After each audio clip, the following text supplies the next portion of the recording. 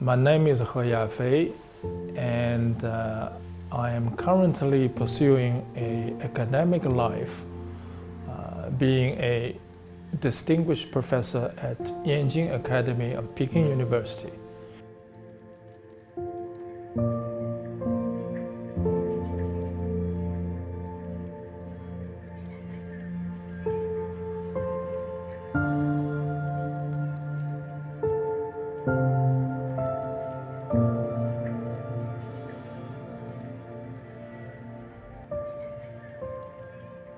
After the outbreak of coronavirus, or we call it COVID-19, under the leadership of CPC with President Xi Jinping at its core, China quickly made a firm decision, that is the closure of Wuhan and Hubei, and also quite severe and restrictive measures all over China.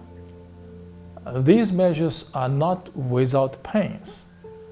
They took a toll on normal lives of people in China, and in particular for people in Wuhan and Hubei. That is for the protection of lives, security, and the public health of the Chinese people, and particularly, of course, for people in Wuhan and Hubei.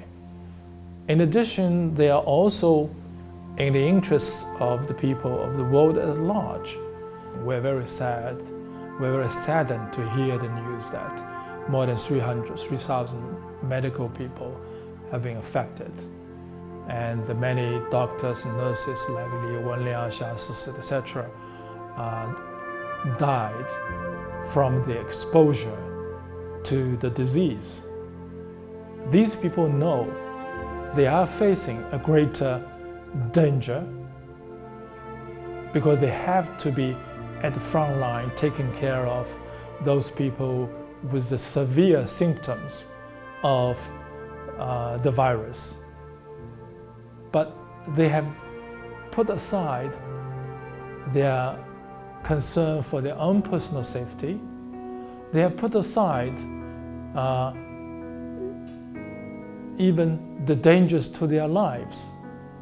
Their dedication, their devotion, their sacrifices are so admirable. I think people of China and the people of the world should all pay tribute, high tribute, to their efforts and to their sacrifices. They are our role models in the future, because this is not the end of the crisis. When we get past the virus, COVID-19, there will be other crises coming along, other viruses, natural disasters. Whenever people or a nation faces adversity or crisis, we need people who can stand up, who will rush into the front line in the fight against a disaster, against a crisis. So they are the heroes. They are the real heroes. They will be in our hearts forever.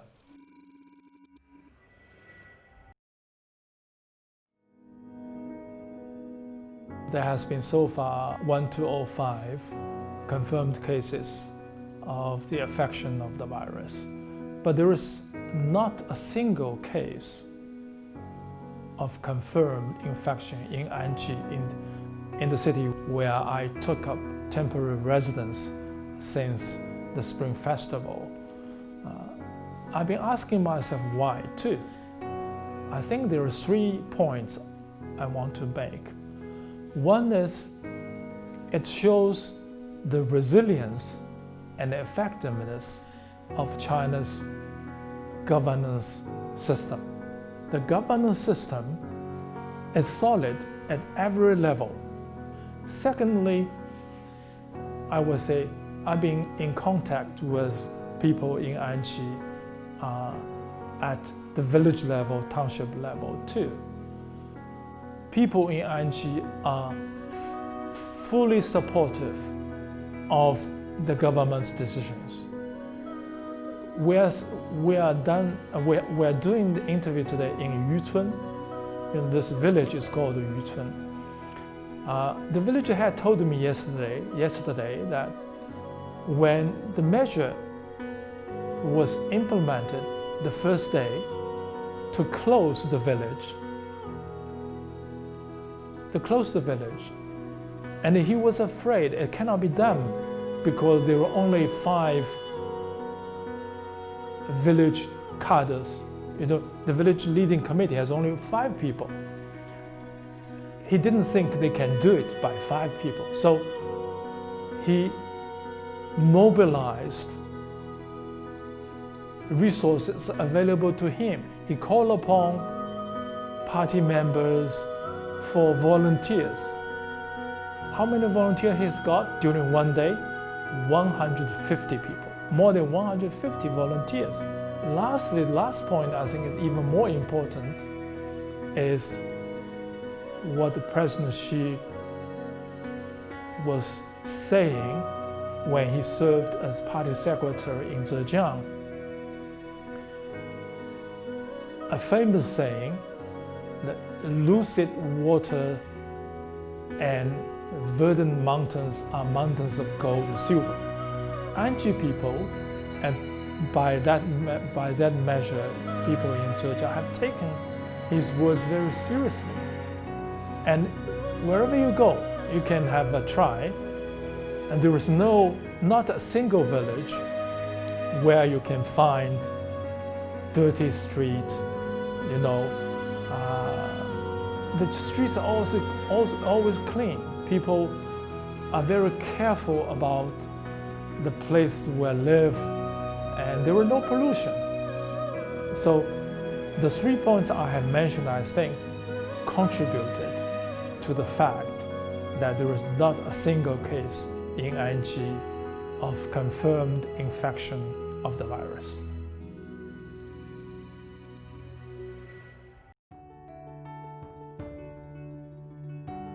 When China was hit by SARS in 2003,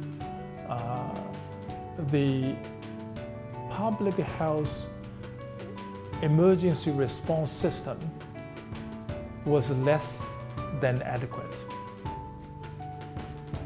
And because of the SARS, we draw some lessons from that experience, and a solid and a comprehensive public health system, responsive system, has been set up and improved in later years.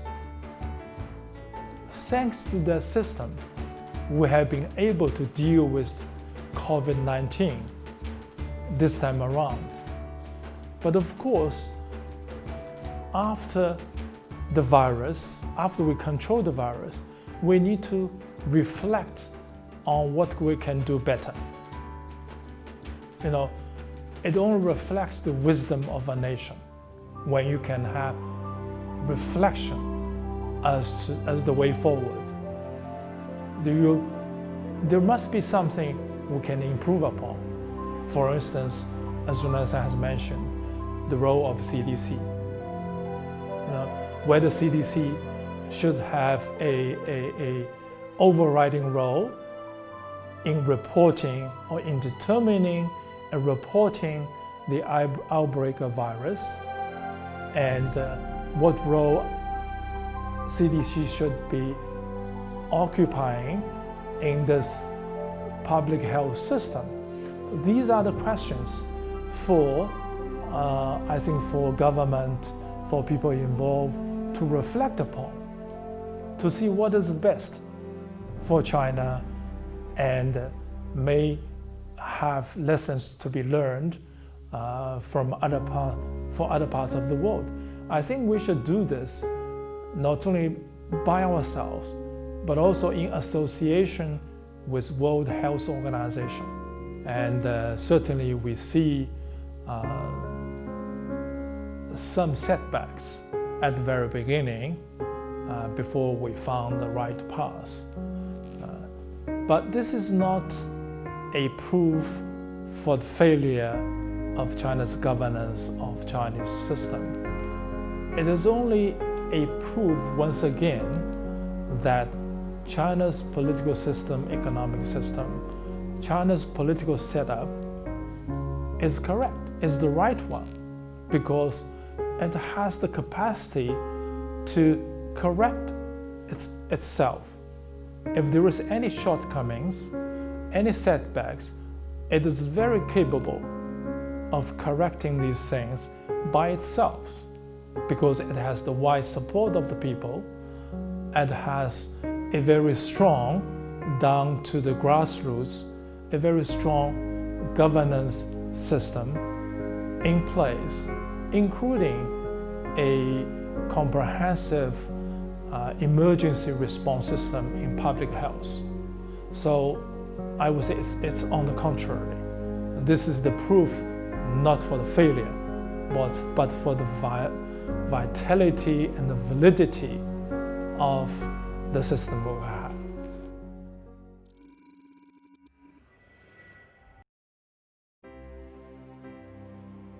We have to realize, I mean, not only we, China, but other countries too, for that matter, has to realize that in today's world, what threats we face more, what threats are more serious. In the past, of course, it's war, a matter of war and peace. We are scared of another war that will bring disaster to humankind. But war now the threat of war is receding, because unfortunately or fortunately, because we have nuclear weapons, it's a deterrence against large-scale wars. But we are less concerned, unfortunately, about a non-traditional security threat, that is any threat arisen from communicable diseases that will, if not dealt with properly and in time and in a concerted effort all over the world, it will kill more people than normally than a war. I remember a saying in English that is, united we stand, divided we fall. I think that is also very true during the current crisis as we combat coronavirus 19. And the other thing I remember clearly is the previous crisis in 2008, when the world was hit by the financial crisis. The international community, especially the major powers, quickly rallied in a coordinated effort to fight against the tsunami, financial tsunami, and the ensuing economic recession. And it was successful. We used the analogy of, not only global village, but a big boat, and all countries are members of crews in the same boat. We either row in the same direction with same efforts, coordinated efforts, or we will peril together. I think the current round of crisis in public health has reawakened that spirit of togetherness. We are together. We are of the same humankind, living in the only available global village to us.